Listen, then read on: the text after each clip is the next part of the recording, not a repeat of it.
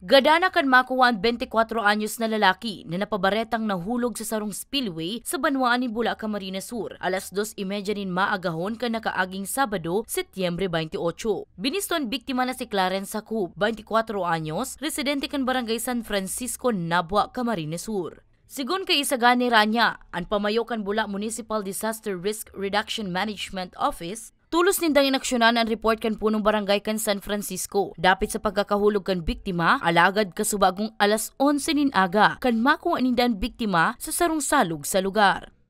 Kasubago, nagrurundaman si mga tanod kan Barangay La Purisima, Bula. Nagtatabang na sinda, mientras na mayo pa kami, naghanap-hanap na sinda. Naagian ninda ito. Tamang-tama, may naparong na sindang medyo, pinaghanap ninda si parong. Kaya ninda, si biktima na pala, naglalataw-lataw na, natatahuban nin mga dahon.